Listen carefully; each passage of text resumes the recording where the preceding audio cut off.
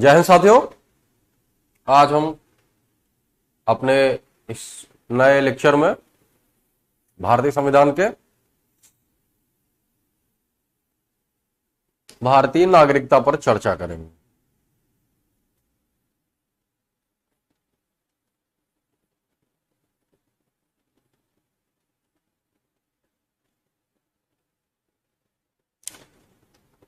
साथियों, उत्तर प्रदेश दरोगा भर्ती 2021 की जो हमारी आगामी परीक्षा है उसके संबंध में यहां से भी वन लाइनर प्रश्न जो है वो आता है। भारतीय नागरिकता से संविधान के खंड में जो प्रश्न आता है भारतीय नागरिकता से, वो वन लाइनर प्रश्न जो है अक्सर पूछ देते हैं। और अगर हमने इसको थोड़ा सा भी ध्यान से देखा है तो हम इसका उत्तर बहुत ही सहजता से दे सकते। 40 सेक्शन का जीएस का जो पार्ट होता है दरोगा भर्ती में,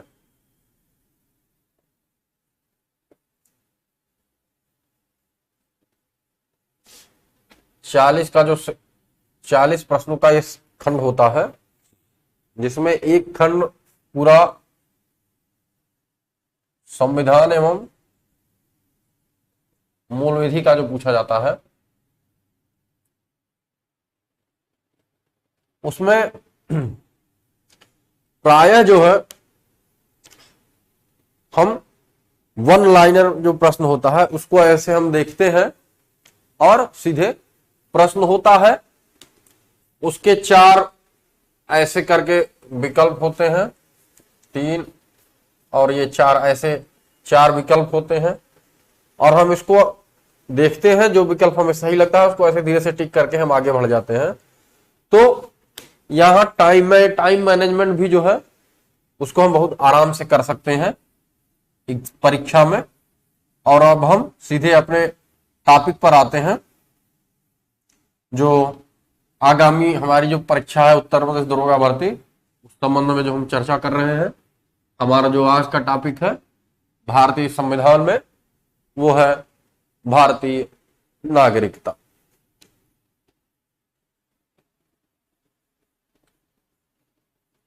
भारतीय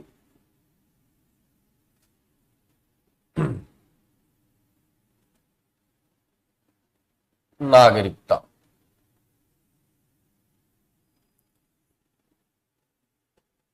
साथियों, अभी हमने अपनी पिछली कक्षा में भारत की 12 अनुसूचियों को देखा था और अब जो हम चर्चा करेंगे भारतीय नागरिकता, ये भारतीय नागरिकता हमारे संविधान के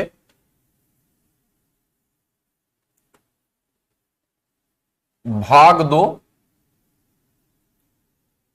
तथा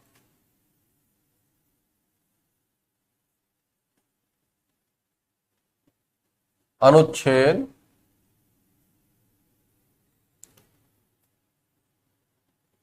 5 से 11 में वर्णित है। जो भारतीय नागरिकता है वो संविधान के भाग 2 और अनुच्छेद 5 से 11 है। यह जो है वो भारतीय नागरिकता से संबंधित है। इससे पहले भाग 2 से पहले भाग 1 है और यह अनुच्छेद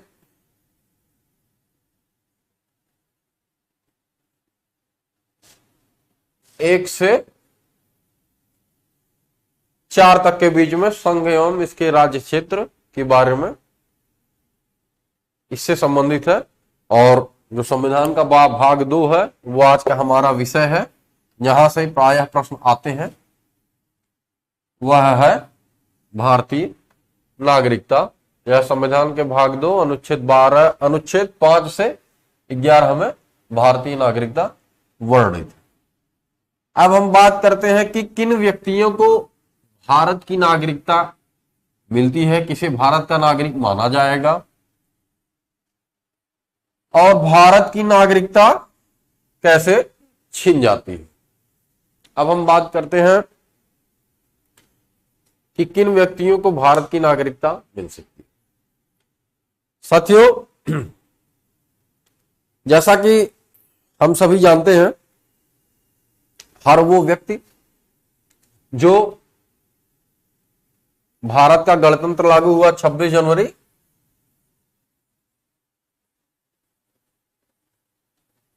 1950, 26 जनवरी 1950 को भारत का गणतंत्र लागू हुआ, और वो हर व्यक्ति जो 26 जनवरी 1950 को, हर वो व्यक्ति जो 26 जनवरी 1950 को या उसके बाद जिसका जन्म भारत में हुआ है, उसे स्वतः ही भारत का नागरिक माना जाएगा। ये हुआ जन्म के आधार पर।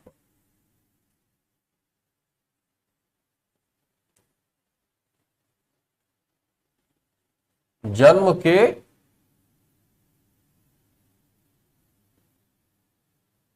आधार पर कोई व्यक्ति जिसका जन्म 26 जनवरी 1950 को अथवा उसके बाद भारतीय सीमाओं के अंदर हुआ है या भारत में हुआ है, तो ऐसे व्यक्ति को स्वतः ही भारत का नागरिक माना जाएगा। हमने इससे पहले एक बार चर्चा की थी अपनी पिछली कक्षा में कि ये जो नागरिकता है इसको ब्रिटेन के संविधान से लिया गया था, और ब्रिटेन में एकल नागरिकता का प्रावधान था, इसलिए हमारे देश में भी एकल नागरिकता का प्रावधान है। ब्रिटेन के संविधान से नागरिकता को लिया गया था, ब्रिटेन में एकल नागरिकता का प्रावधान है, इसलिए हमारे देश में भी भारतीय नागरिकता है, यहां एकल नागरिकता का प्रावधान है। तो जन्म के आधार पर यदि हम बात करते हैं तो हर वह व्यक्ति जिसका जन्म 26 जनवरी 1950 को अथवा उसके बाद हुआ है, उसे भारत का नागरिक माना जाएगा। अब एक और बात है कि यदि माता और पिता में से कोई एक विदेश का हो लेकिन कोई एक भारत का हो, जन्म के आधार पर मान लीजिए शिशु का जब जन्म होता है बच्चे का 26 जनवरी 1950 के बाद को या उसके बाद, यदि उनमें से कोई एक भी भारत का है तो भी उसे भारत का नागरिक माना जाएगा, उसे भारत का नागरिक माना जाएगा। अब एक और बात आती है पंजीकरण के आधार पर। ये क्या है? तो दोस्तों, पंजीकरण के आधार पर भी भारत की नागरिकता मिलती है, कुछ नियम एवं शर्तों सहित। जैसे है पंजीकरण के आधार पर, तो पंजीकरण के आधार पर भी भारत की नागरिकता मिलती है, लेकिन उसके लिए यह आवश्यक है कि व्यक्ति 7 वर्ष पूर्व से भारत में रह रहा हो, जब वो पंजीकरण के लिए अप्लाई करे, रजिस्ट्रेशन के लिए भारतीय नागरिकता को लेने के लिए, तब वो पंजीकरण की तिथि के 7 वर्ष पूर्व से अगर वो भारत में रह रहा है, तब उसे इस आधार पर भारत की नागरिकता मिल सकती है।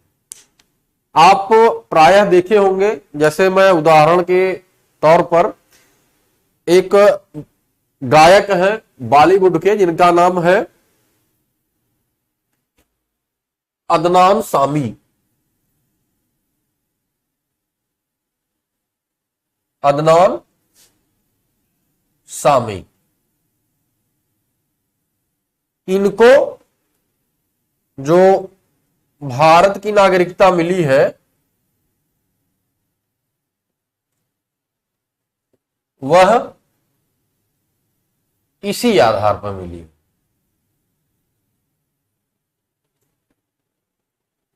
पंजीकरण के आधार पर। और जो अदनान सामी है, इसी नियम के तहत ये भारत की नागरिकता ये प्राप्त की है। अब बात करते हैं, यहां से बहुत आसान प्रश्न यदा कदा पूछ दिए जाते हैं नागरिकता से। अब बात करते हैं कि नागरिकता छिनती कैसे है। जैसा कि हमने अभी चर्चा किया था कि भारत में एकल नागरिकता का प्रावधान। एकल नागरिकता का अर्थ यह है कि एक साथ आपको, अगर आप भारत के नागरिक हैं, यदि आप भारत के नागरिक हैं, भारत की नागरिकता आपने ली हुई है, तो आप किसी अन्य देश की नागरिकता अगर लेते हैं तो भारत की नागरिकता स्वतः जो है वो समाप्त हो जाएगी। यह एकल नागरिकता का सीधे सीधे मतलब, अर्थात आप भारत के नागरिक अगर हैं तो आप उस समय तब तक किसी अन्य देश की नागरिकता नहीं ले सकते हैं जब तक आप भारत के हैं। और यदि इस दरमियान आपने किसी अन्य देश की नागरिकता ली तो जो भारत की नागरिकता है वह स्वतः समाप्त हो जाएगी। यह है एकल नागरिकता का सीधे सीधे मतलब। अब हम बात करते हैं कि नागरिकता छिनती कैसे है। नागरिकता 3 प्रकार से छिनती है। जैसे या तो उसने भारत की नागरिकता को स्वयं त्याग दिया हो, भारत की नागरिकता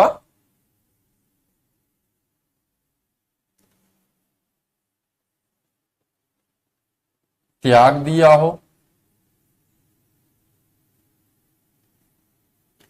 या फिर किसी अन्य देश की नागरिकता ग्रहण कर ली हो, किसी अन्य देश की नागरिकता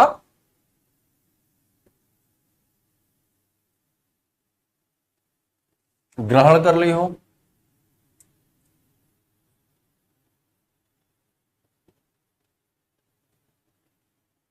और एक तीसरा है या भारत सरकार द्वारा नागरिकता छीन लिए जाने पर।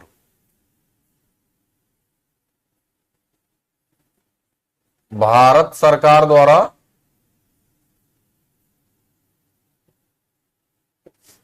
नागरिकता छीन लिए जाने पर।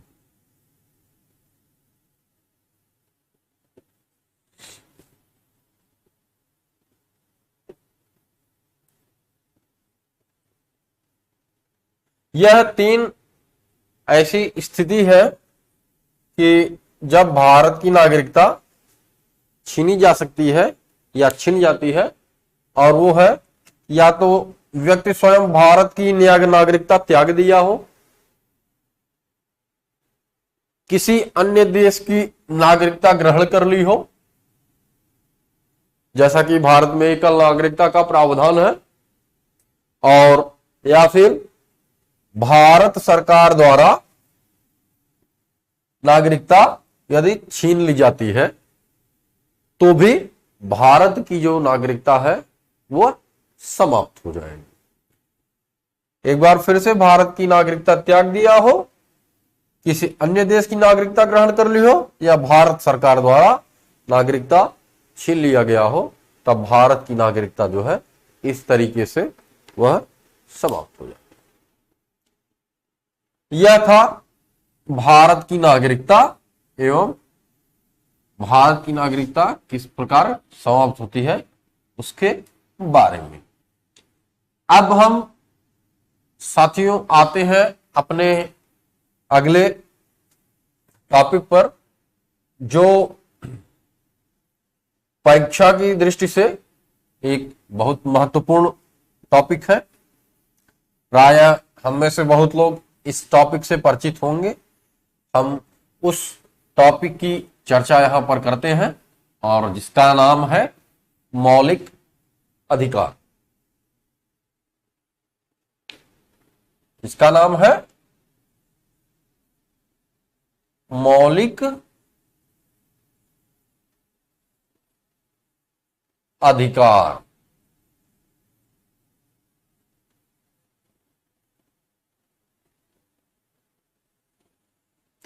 साथियों, भारत के नागरिकों को भारत में रहने के लिए, शिक्षा ग्रहण करने के लिए, कोई भी धर्म संप्रदाय को अपनाने के लिए, उपचार कराने के लिए, स्वतंत्रता पूर्वक जीवन यापन करने के लिए एक भारतीय संविधान में व्यवस्था बनाई गई है। प्रत्येक व्यक्ति को एक अधिकार दिया गया है, और जिसे हम फंडामेंटल राइट कहते हैं, जिसे हम मौलिक अधिकार कहते हैं। इसी अधिकार के तहत भारत के संविधान में प्रत्येक व्यक्तियों के लिए ऐसे व्यवस्था की गई है कि कानून की दृष्टि में प्रत्येक व्यक्ति समान हो, कानून की दृष्टि में प्रत्येक व्यक्ति को एक समान जीने के लिए स्वतंत्रता के अधिकार दिए गए हों, धर्म, जाति, नस्ल, लिंग के आधार पर कोई भेदभाव ना हो। इस तरीके से जो व्यवस्था की गई है संविधान में उसे हम मौलिक अधिकार कहते हैं। और यह मौलिक अधिकार संविधान के भाग 3 तथा अनुच्छेद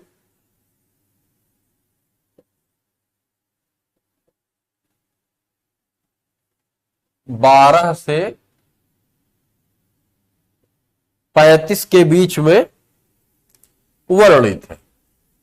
जो मौलिक अधिकार है वह संविधान के भाग 3 तथा अनुच्छेद 12 से 35 के बीच में इसका वर्णन।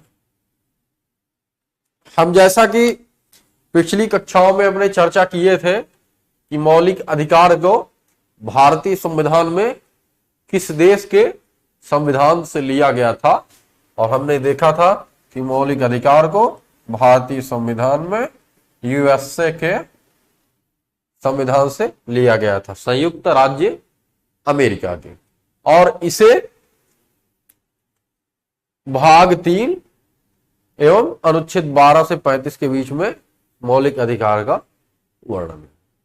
हम जानते हैं कि संविधान में जो मौलिक अधिकार दिए गए हैं वह कौन कौन से, तो आइए एक एक करके हम चर्चा करते हैं कि संविधान के भाग 3 तथा अनुच्छेद 12 से 35 के बीच में कौन कौन से मौलिक अधिकार भारत के नागरिकों को दिए गए हैं।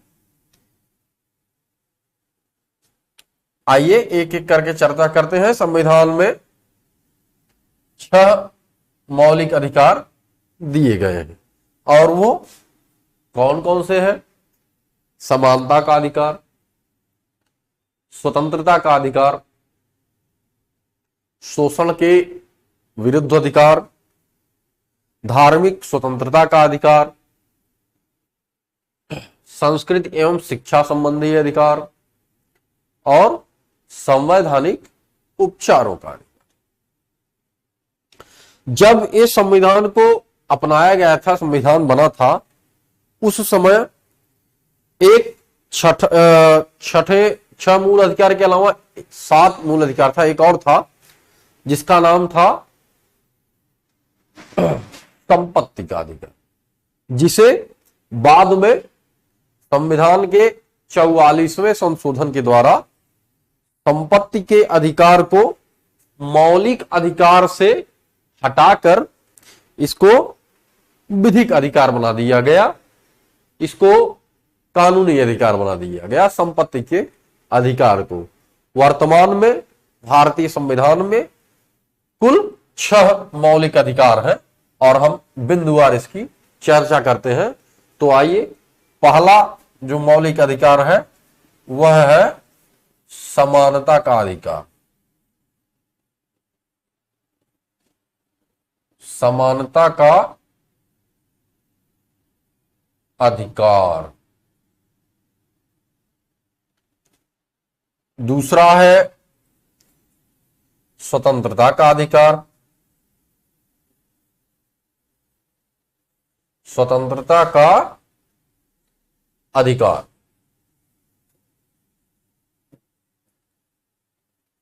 तीसरा है शोषण के विरुद्ध अधिकार।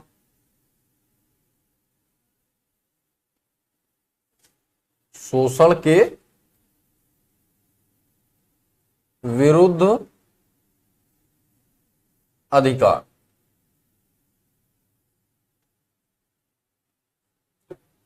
चौथा है धार्मिक स्वतंत्रता का अधिकार। धार्मिक स्वतंत्रता का अधिकार।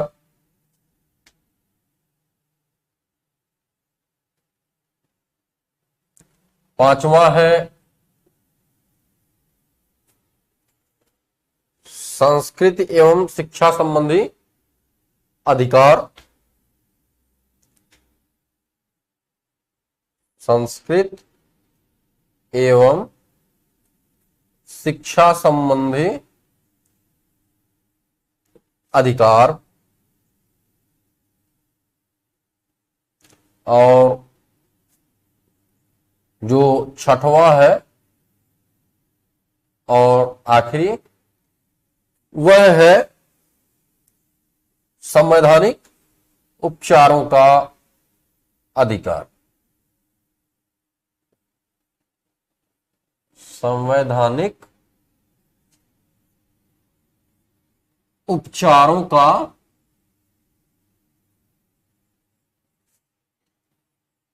अधिकार।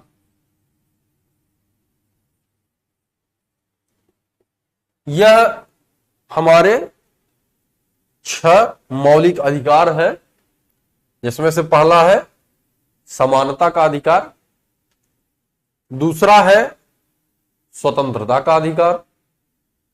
तीसरा है शोषण के विरुद्ध अधिकार।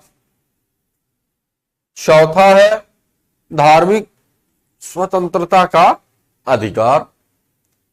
पांचवा है संस्कृति एवं शिक्षा संबंधी अधिकार। छठा है संवैधानिक उपचारों का अधिकार। तो ये कुल 6 मौलिक अधिकार हैं जो हमारे संविधान के भाग 2, भाग 3 तथा अनुच्छेद 12 से 35 के बीच में वर्णित है। एक एक करके हम 6 मूल अधिकार को देखते हैं। पहले आते हैं समानता के अधिकार पर। तो ये जो समानता का अधिकार है, यह भारतीय संविधान में अनुच्छेद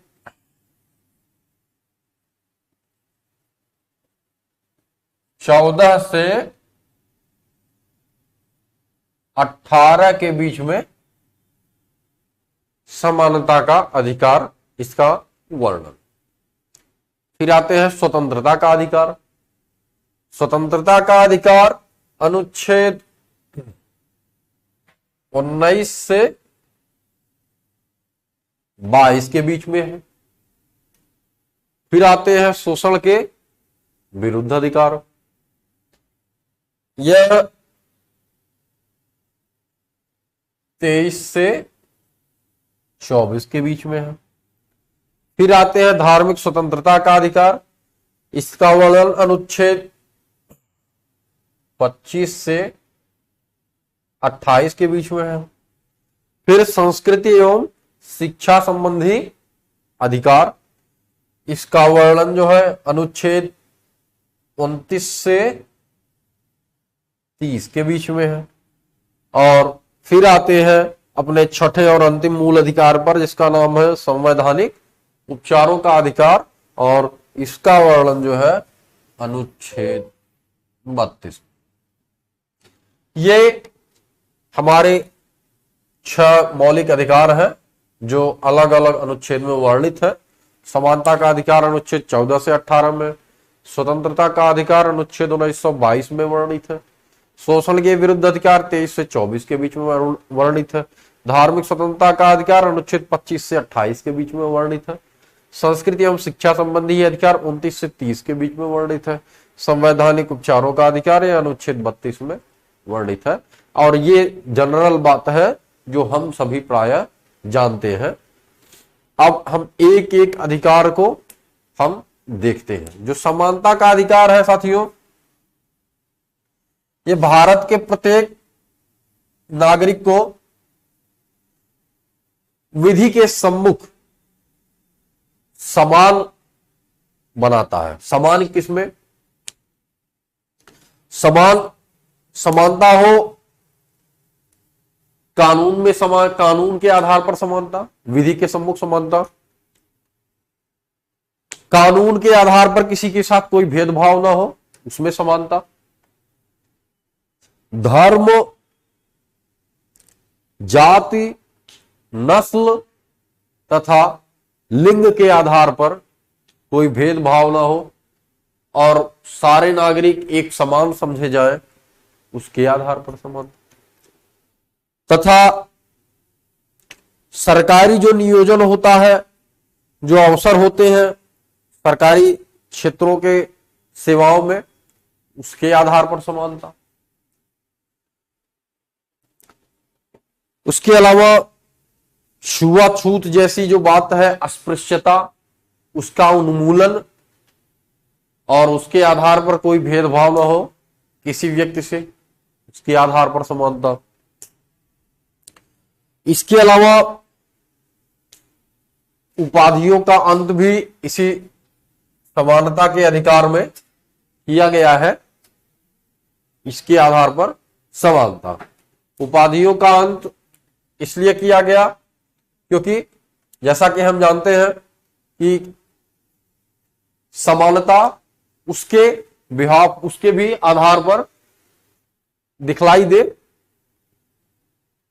कि कोई भी व्यक्ति जो है शिक्षा एवं सेना के अलावा कहीं से भी कोई भी उपाधि धारण नहीं कर सकता है। उसके आधार पर सभी को समान अधिकार दिए गए हैं। ये समानता के अधिकार में वर्णित है। इसी तरीके से स्वतंत्रता का अधिकार है। इसमें भी प्रत्येक नागरिकों को स्वतंत्रता के अधिकार के तहत किन किन बातों में स्वतंत्रता, जैसे अपना कोई भी रोजगार खोलने की स्वतंत्रता, जो हमारा अनुच्छेद 19 से 22 के बीच में वर्णित है स्वतंत्रता के अधिकार में। शोषण के विरुद्ध अधिकार, धार्मिक स्वतंत्रता का अधिकार, संस्कृति एवं शिक्षा का अधिकार, संवैधानिक उपचारों का अधिकार। तो ये प्रत्येक मौलिक अधिकार जो अलग अलग अनुच्छेदों में वर्णित है, उनमें कुछ ना कुछ अधिकार प्रत्येक भारतीय नागरिक को दिए गए। इसमें जो छठा अधिकार है, इसे हम संवैधानिक उपचारों का अधिकार कहते हैं। इसे ही भारतीय संविधान के शिल्पकार डॉक्टर भीमराव अंबेडकर साहब ने संवैधानिक उपचारों के अधिकार को संविधान की आत्मा कहा है। यह प्रश्न एक इंपॉर्टेंट है, परीक्षा में प्रश्न यहां से ऐसे आ सकता है कि संविधान के किस मौलिक अधिकार को डॉक्टर बी आर अंबेडकर ने संविधान की आत्मा कहा है, और उसका जो जवाब होगा वो होगा संवैधानिक उपचारों का अधिकार। तो आइए हम एक एक करके तो प्रत्येक मौलिक अधिकार को गहनता से समझते, और जिसमें जो पहला है मौलिक अधिकार वो है समानता का अधिकार। तो हम अब समानता के अधिकार की हेडिंग डालेंगे और समानता के अधिकार को समझेंगे कि जो समानता का अधिकार है वो क्या है, और जो समानता के अधिकार की बात है उसमें किन किन आधारों पर समानता की बात कही जा रही है। तो जो पहला है वह है समानता का अधिकार। यह जो समानता का अधिकार है, यह अनुच्छेद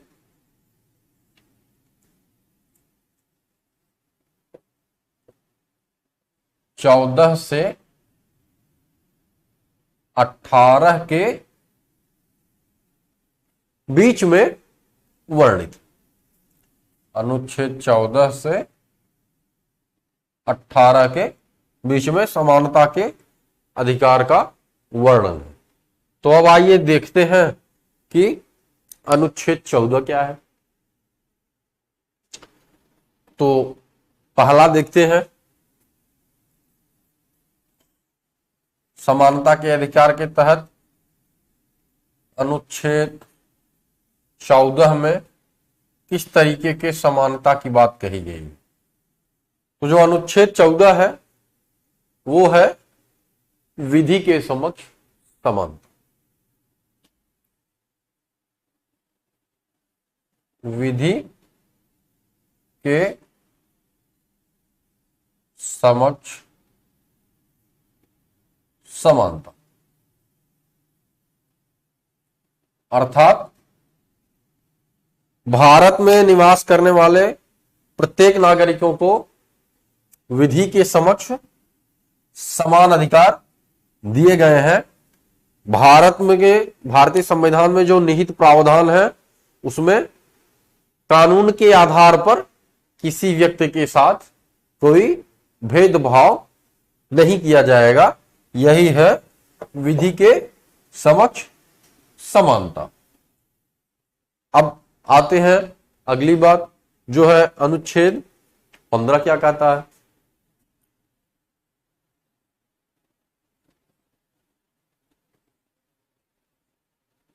अनुच्छेद 15, अनुच्छेद 15 में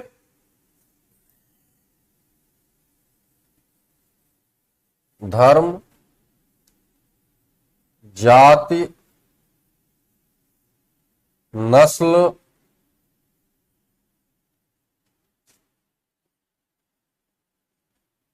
लिंग के आधार पर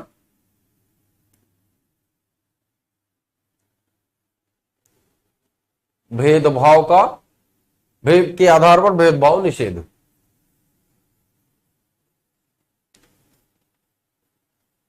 भेदभाव निषेध। अनुच्छेद 15 में किस तरीके के समानता की बात की गई है कि धर्म, जाति, नस्ल, लिंग, इसके आधार पर किसी भी व्यक्ति के साथ कोई भेदभाव नहीं किया जाएगा। यह अनुच्छेद 15 में इसी तरीके की समानता की बात की गई है कि धर्म, जाति, नस्ल, लिंग, इसके आधार पर किसी भी व्यक्ति के साथ कोई भेदभाव नहीं किया जाएगा और संविधान इसकी आज्ञा नहीं देता है अनुच्छेद 15 में, और इसके आधार पर भी सभी व्यक्ति संविधान की दृष्टि में समान होंगे। किसी को भी अति विशिष्ट व्यक्ति की धारणा नहीं मिल पाएगी। धर्म, जाति, नस्ल और लिंग के आधार पर भेदभाव को इसमें प्रतिबंधित किया गया है और यह है अनुच्छेद 15। अब आते हैं अगले अनुच्छेद पे, समानता के अधिकार के तहत अनुच्छेद 16 क्या कहता है। 14 और 15 में हमने देखा, 14 में विधि के समक्ष समानता, 15 में धर्म, नस्ल, लिंग के आधार पर भेदभाव का प्रतिषेध। अब आते हैं अनुच्छेद 16 पर।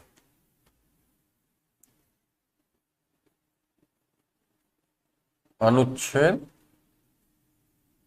16, अनुच्छेद 16 साथियों कहता है कि लोक नियोजन, सार्वजनिक क्षेत्र में जो पद है उसमें समानता।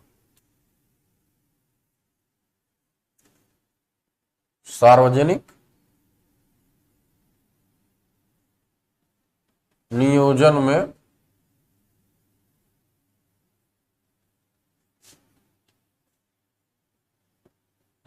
समानता, या सार्वजनिक नियोजन को आप सरकारी सेवाएं समझ लीजिए।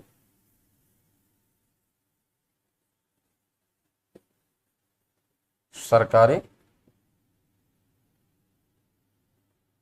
सेवाएं अनुच्छेद 16 के अनुसार सार्वजनिक नियोजन में वो समानता दी गई। अनुच्छेद 16 ये कहता। अब आते हैं अनुच्छेद 17 पर कि समानता के अधिकार के तहत अनुच्छेद 17 में क्या बातें बतलाई गई है। तो हम अब चर्चा करते हैं अनुच्छेद 17 की। अनुच्छेद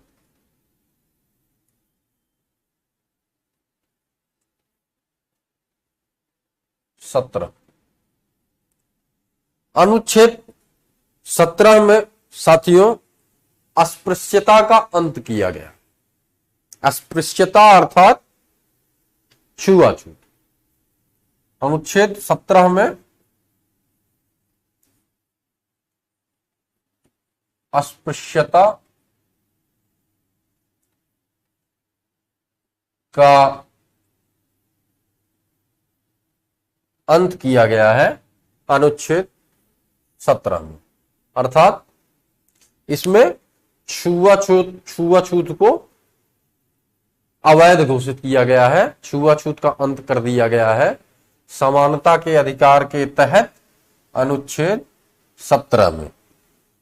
और छुआछूत जैसी जो बात है उससे हम सभी परिचित हैं, अस्पृश्यता का अंत, और इसे हमारे संविधान के अनुच्छेद 17 में इसका अस्पृश्यता का अंत किया गया है। अब अनुच्छेद 17 के बाद आते हैं अनुच्छेद 18 पर कि अनुच्छेद 18 क्या कहता है।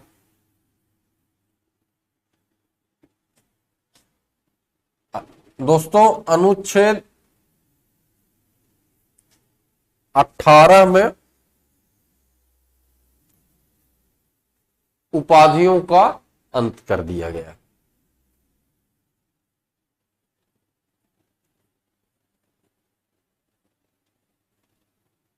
उपाधियों का अंत।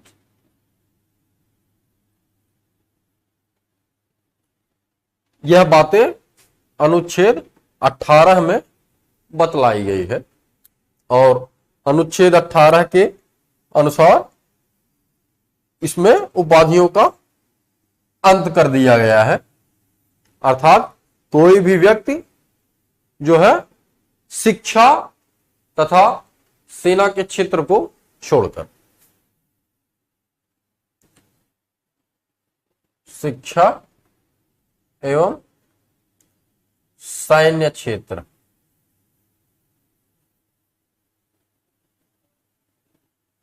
को छोड़कर अन्य क्षेत्रों के लिए उपाधियों का अंत कर दिया गया है अनुच्छेद 18 में।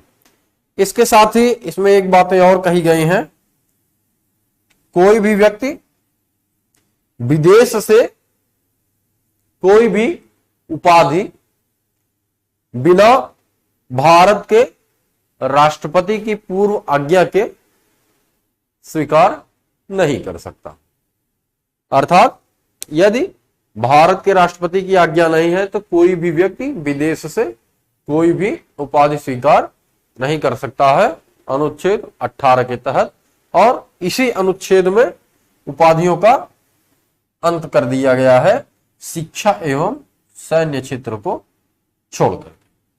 ये था हमारा समानता का अधिकार अनुच्छेद 14 से 18। हमने बिंदुवार देखा अनुच्छेद 14 जिसमें विधि के समक्ष समानता थी। अनुच्छेद 15 धर्म जाति नस्ल एवं लिंग के आधार पर कोई भेदभाव नहीं किया जाएगा। अनुच्छेद 16 लोक नियोजन सार्वजनिक नियोजन में अवसरों की समानता। अनुच्छेद 17 में अस्पृश्यता का अंत कर दिया गया है तथा अनुच्छेद 18 में शिक्षा एवं सैन्य क्षेत्र को छोड़कर उपाधियों का अंत कर दिया गया है। तो इस प्रकार से यह समानता का अधिकार 14 से 18 अनुच्छेद को हमने देखा कि किस तरीके से समानता का अधिकार भारतीय संविधान में दिया गया है भारत में रहने वाले भारत के नागरिकों को। अब हमारा अगला टॉपिक होगा स्वतंत्रता का अधिकार।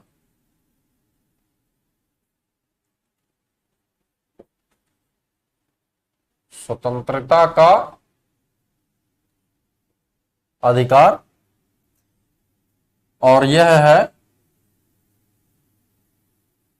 अनुच्छेद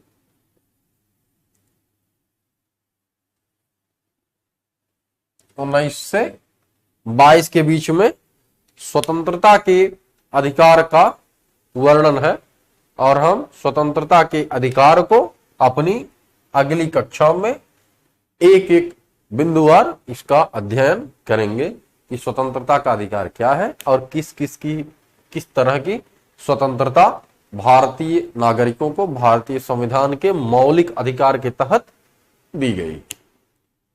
इसका अध्ययन हम अपनी अगली कक्षा में करेंगे। तो इसी के साथ हम मिलते हैं अपनी अगली कक्षा में स्वतंत्रता के अधिकार के अपने टॉपिक के साथ। तब तक दोस्तों नमस्कार, जय हिंद।